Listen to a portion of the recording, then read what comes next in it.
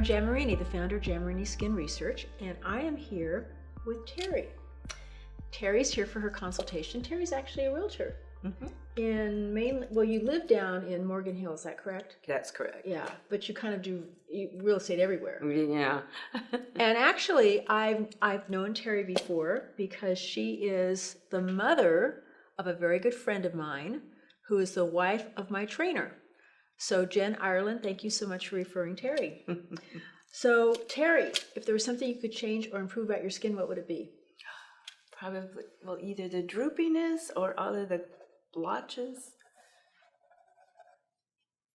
And when you say blotches, are you talking about discoloration? Okay. And I get the little wrinklies here above the lips. You know, Okay. that stuff. Old age. And anything else you'd like to change or improve? I think those are the main ones. Okay. Yeah. And you don't break out, you don't have any problems with acne? No, I get the facial hair and stuff, so I'll get little stuff, but not like acne. And no. Are you happy with the size of your pores, that type of thing? Not necessarily. Okay. So you'd like to see an improvement in texture? Yes.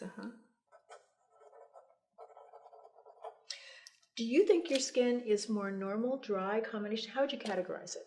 Leaning toward dry. Okay. So more normal to dry? Yeah. Do you ever get shiny at all? Yes. Where do you get shiny? Mostly nose and in here. Okay, so kind of combination. Okay. But you tend to be more dry on the cheek area? Yeah. Okay. Would you say that you're maybe more dry in the wintertime? Yes. Okay. But, yeah. Okay. And when you were a teenager, was your skin more on the oily side or the dry side? Oily and okay. Had a lot of acne and stuff at that time. Yeah. Okay.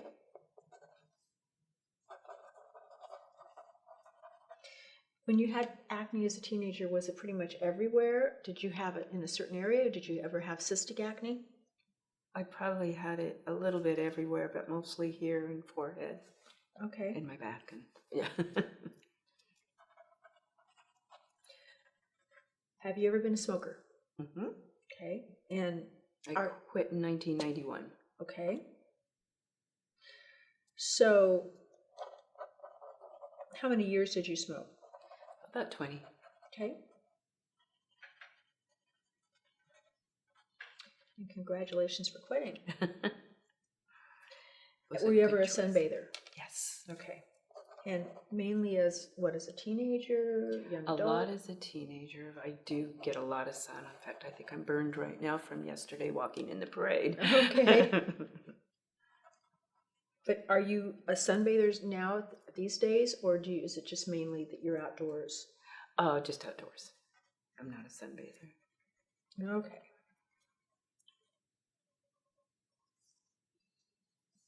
So tell me currently, what do you use in the morning? What do you wash with?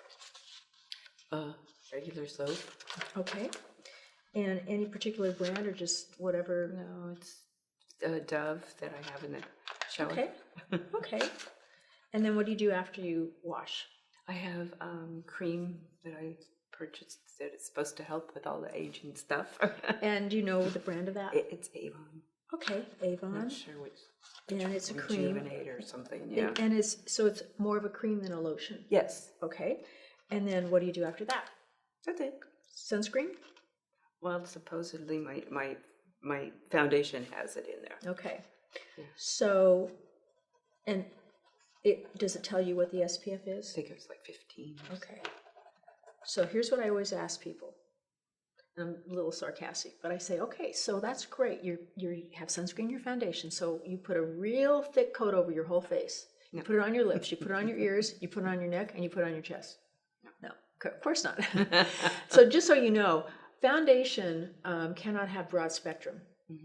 So you're not even getting, let's say you had an SPF 15 sunscreen that was a broad spectrum sunscreen, you'd be getting far more protection than you're getting in your foundation. So it's nice to have it in there, but it's not really doing anything.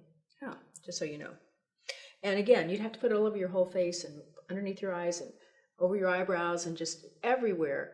And the areas where a lot of times people are more prone to getting certain types of cancers, even if they're superficial cancer, would be the lips and the ears. Mm-hmm. And while those cancers aren't necessarily invasive, like basal cell carcinoma, can't say it, basal cell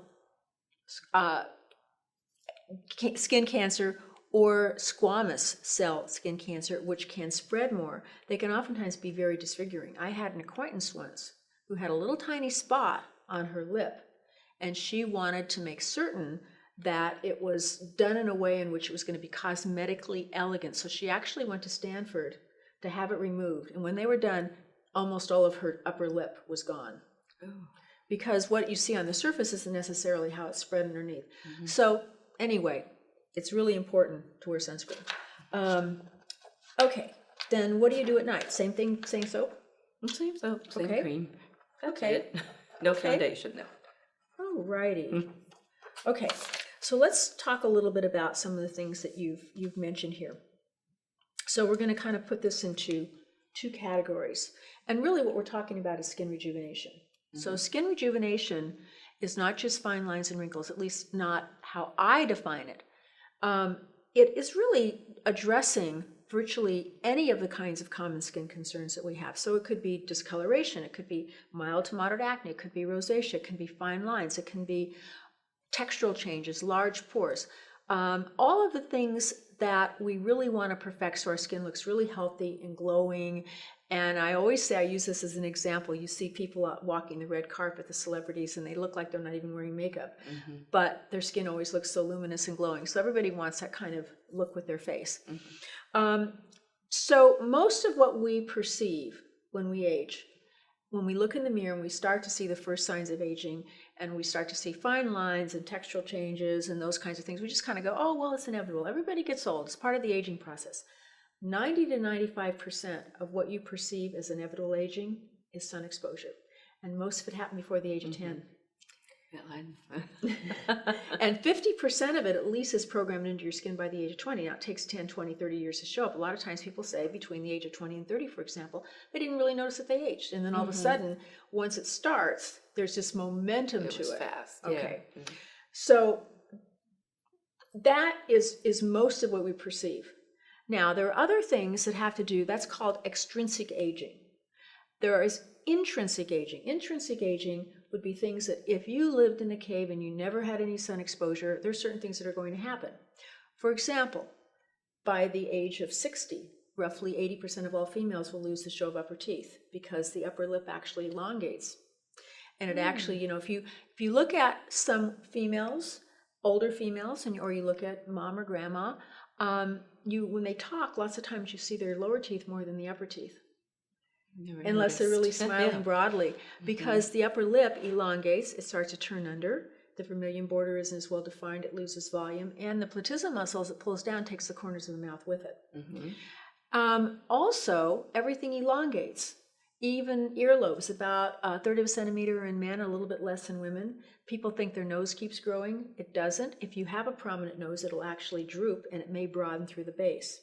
And then, one of the challenging aspects with women is that the most female characteristic of the female face, the most feminine characteristic are cheekbones, high cheekbones.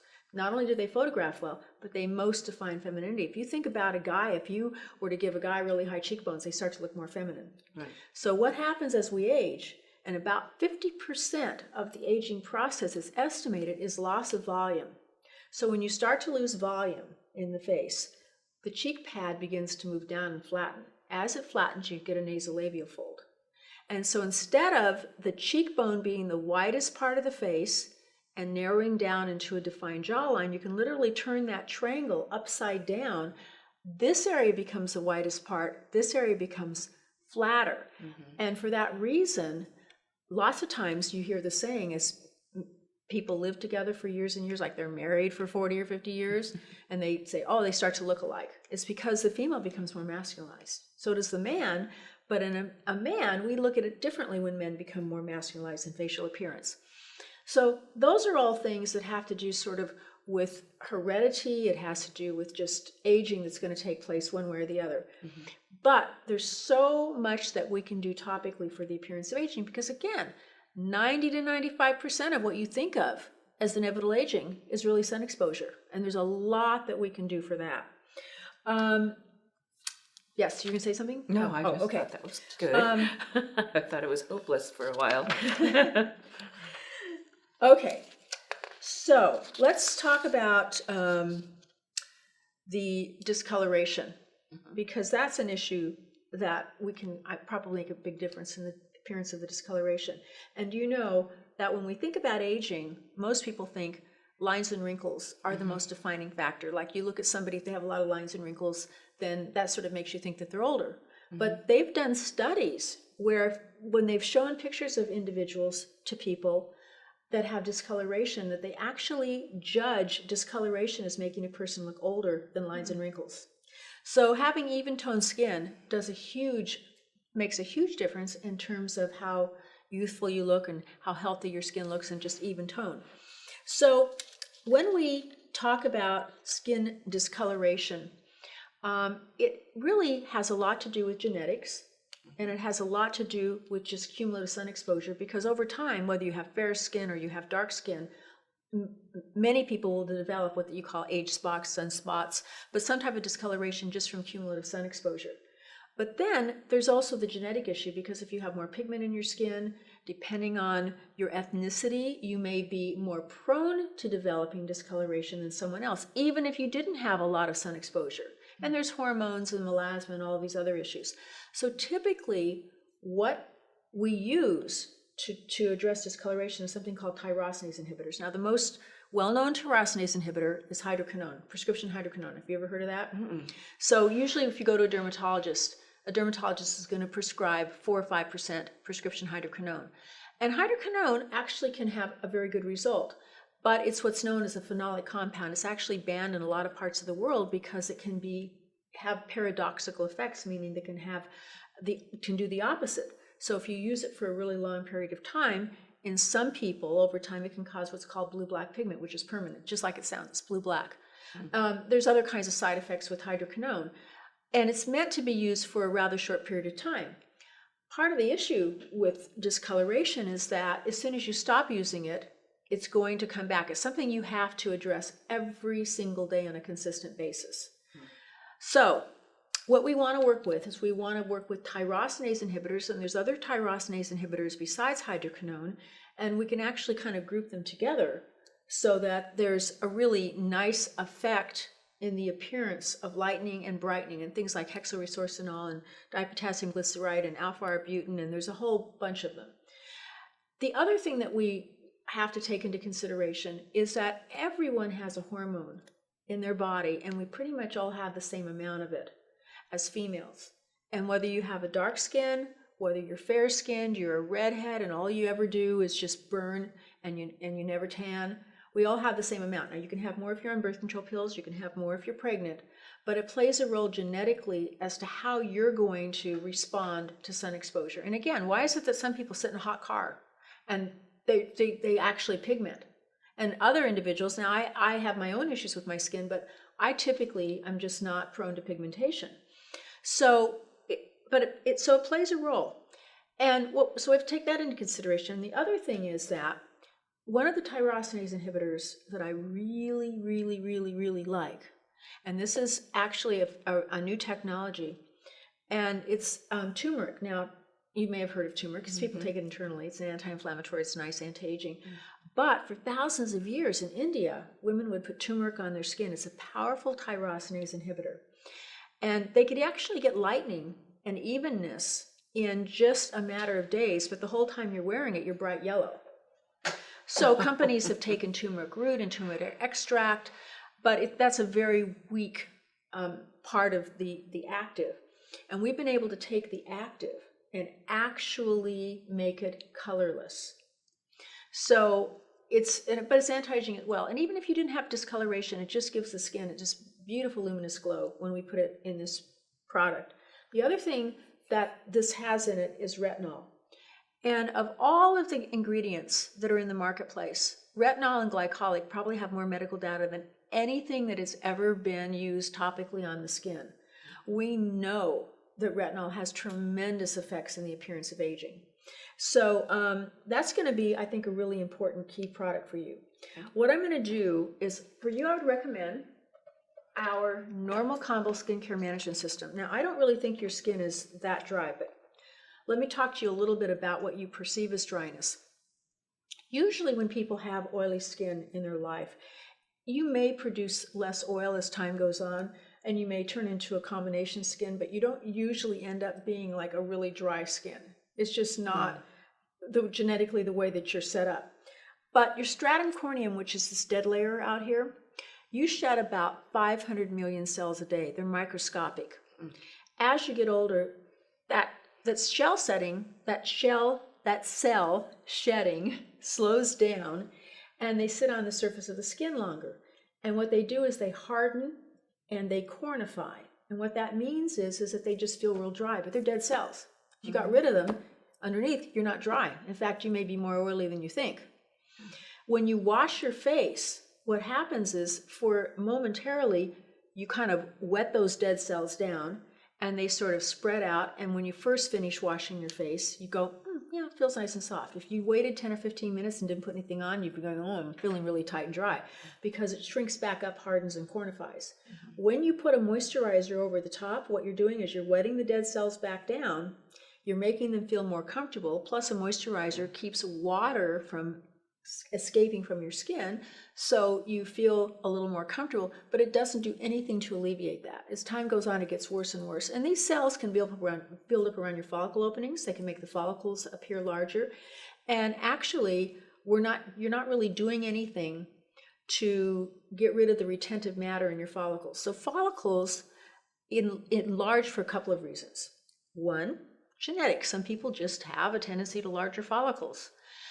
But secondly, you can have retentive material in the follicle. And retentive material, when dead cells build up in there, and it's a very mild form of acne, is the follicle dilates. Third, as you lose collagen, about 80% of your dermis is collagen. So collagen acts like a girdle around follicles. It keeps them really nice and tight. And as you lose collagen and that girdle loosens, the follicle kind of gets flabby, so to speak. So there's a lot we can do for the appearance of that, a lot, to make the skin just look a lot more refined. So those are kind of the things that we're going to be working on now. The wrinkles above the upper lip. So that part of that is just sun exposure, and part of that could be from the fact that you smoked for 20 years. Because smoking, as far as the skin goes, it can affect the vascular network. And those are the little tiny blood vessels, not the bad ones with rosacea, but the little tiny blood vessels that give the skin that luminous glow and make it look very healthy. It can actually kill them off. And the other thing is that it affects collagen, and it just affects the way that the skin functions. So some of that could be going on. But we do make a product that has a profound effect in the appearance of the lip area. And usually when you have lip products, what do? You rub them on your lip. Well, this one you rub on the lip and you rub all the way around this area, and it can make a major difference in the appearance of the fine lines. Also gives the lip a little bit of plumping and more definition. And I talked about how the lip elongates as you age, but the other annoying issue is that I've even seen people even in their early 20s, if you even have the finest little lines that maybe aren't really visible unless you got up with a magnifying glass, if you wear red lipstick, it can bleed into those lines. And so it really kind of limits people cosmetically. And so I just want you guys to know, I can wear red lipstick all day long and it never bleeds. So this is really a remarkable, nice little lip product that I think will work very, very well for you. So we're going to put you on a skincare management system. This is normal combo skin. And essentially, the focus is going to be what I refer to as resurfacing. So resurfacing is a term where you use an acid or combination of acids. And I know that whenever I use the term acid, people think, oh my God, that sounds so harsh. But what they do is they dissolve and dislodge the glue-like substance or cellular cement between the cells. They lift off naturally. The skin looks just much more luminous, much more refined. Also, glycolic acid, for example, can actually get into the follicle. It has a very small molecular weight, smaller than any of the other alpha hydroxy acids. It can actually break down follicular retention. So it really helps with the appearance of acne, and it can mild to moderate acne, and it can also dramatically help with the appearance of texture. and fine lines and those kinds of things. There's lots and lots of medical data on that. There's also going to be a hydrator in here, and we also are going, in this system is something called lipid soluble C, which has what is referred to as a neurotransmitter factor. This is going to make the skin look a lot more defined, give it kind of a lifted appearance. And a sunscreen. Now the sunscreen is something you're going to absolutely love, because this sunscreen has an unlimited oil capture system, but it cannot absorb water and it can't absorb actives. If you're dry, it's going to make you feel soft and silky. If you tend to be oily, it's going to make you feel really balanced. So you get this beautiful glow. Works great with makeup. Okay. Neck, chest, all of that. Absolutely. The other thing that I think you would really like is, I believe that you would like, and I'm just writing this down, so the Skincare Management System Normal Combo. We have a product called Rejuvenation that can make a major difference in the appearance of contour, what we call necklace lines, and just kind of the crepiness in that area. And if you go to our website, you can see the before and after pictures. They're stunning.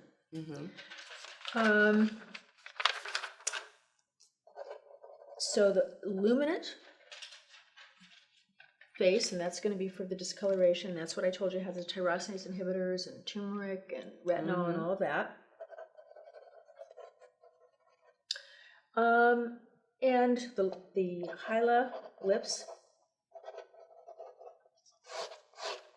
Now, what I want to happen right now is I kind of want you to get acclimated to the system, and I think you're going to see some really rapid results. Usually people tell me, Katie calls people back. Katie is my assistant.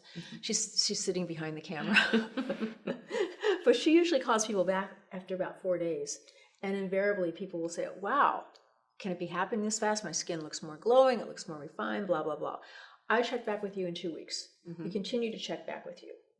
Because programs, we need to monitor it, but we also want to make sure that it gets modified.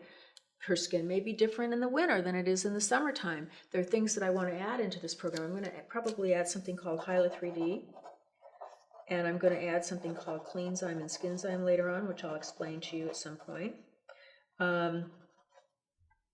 And so we want to continue to get more and more improvement. And even if you tell me that your skin is the best it's ever been, 2 months from now, I can get it better.